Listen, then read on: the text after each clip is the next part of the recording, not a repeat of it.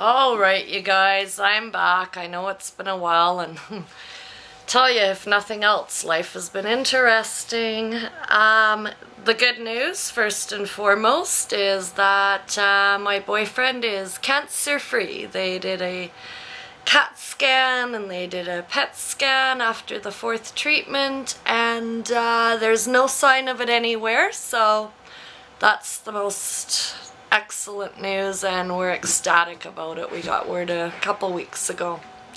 Me, I can't keep up anymore, you guys, and this is why I'm gonna start interviewing other people. I already knew a lot of this, some of this stuff, but what's been happening is every frickin' time I go back to the doctors, they come up with a new disease. I am now, I have a lot of diseases. Some women go through menopause and you hear nothing about, you hear nothing but complaints. Well, number one, I'm going through menopause. I'm in the middle of menopause. I wake up drenched every night in my own puddles. It's disgusting. It's horrible. Aside from that, when I was first diagnosed with the hepatitis C, it led me also to come up with a further diagnosis of irritable bowel syndrome. Now, I had mentioned that to you guys early on, and what that is it's actually thought to be allergies to food, and you get, it's like when it hits you, and it does very often, and it's a degenerative disease. It gets worse as you get older. It's like a stomach flu, a severe stomach flu, and you end up in the bathroom with it sometimes coming out both ends, sweating profusely, and for a very long time. It's horrible. You get constipated for weeks at a time, then diarrhea. It's horrible to deal with, and you never know when it's gonna strike, and always a stomachache after I eat.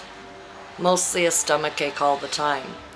Now, aside from that, 2.5 years ago when I was diagnosed with HepC, I had told the doctor that my back and neck pains are severe and have been getting worse and worse, and I want it to be sent for x-rays. So he did that. Well, it was never discussed again with all the kerfuffle of hepatitis C, and last visit I had with him, I brought it up, and under his breath he said degenerative disc disease, and I'm like, what? And he said it again, and I'm like, okay, well, what's that? And I got sent to a chiropractor and all of that. My neck and my back, I also have severe scoliosis, which means that my spine is curved and it goes in an S because of its severity. My spine in and of itself, because of the degenerative disc disease, where the discs are drying up in between the bones and the bones are drying up, my spine is twisted. But worse than my spine and my back is my neck, where the bones are now, I think that with the treatment, it really leaches the all the liquids out of you. Any of you that have been or are on treatment now know that your nose gets dry, your mouth gets dry, your throat gets dry. My eyeballs had shrunk, and by the way, use eye gel. It's called Refresh. You can get it in any drugstore, and it's an eye gel. It's better than eye drops. That will help you 3-4 times a day. I guess it must have leached out my bones, and so I went back because I got turned down for disability, believe it or not. So now I gotta fight it, and so now I wanted a new report because the x-ray had been done 2.5 years ago.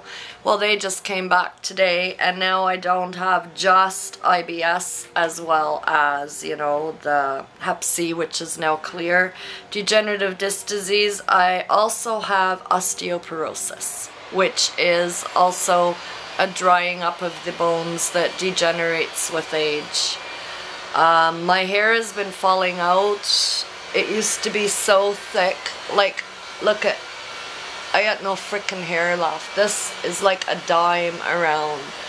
It's falling out. They don't know why. What had happened was, remember when I went out in the sun just after treatment and my head got burned and I had scabs on my head? Well, they never went away. She thought it was a fungus. It isn't that. So now they're testing for other things. Meanwhile, I got tested for what is called the H. pylori virus, which is how Eli got first a bleeding ulcer and then the cancer in his stomach. It is derived from what's called the H. pylori virus. It can be carried on to me from him. I just found out, so I went in for more blood work to get tested for that. That result hasn't come back yet, so I may very well have that as well. But in the meantime, my blood work, the other blood work had come back, and my hemoglobins are back down to 100, which is really low. So now they don't know what the heck's wrong there. So now I'm going in for more testing for thyroid and iron counts and blah, blah, blah, blah, blah. So have I covered it all? I don't even know, because I can't keep track. I'm going through menopause. Just got over hepatitis C treatment. Hopefully I'm clear. I'll know in December, end of December, beginning of January, my 6 months will be up. I have IBS, degenerative disc disease, major hair loss. Oh, I've beat cancer. I kicked cancer's ass. That was about 10 years ago. I had cervical cancer, so that's 5 diseases that I've had in my lifetime. Osteoporosis, and the hemoglobin's down. So I'm going to start interviewing other people that are just dealing with the hepatitis C.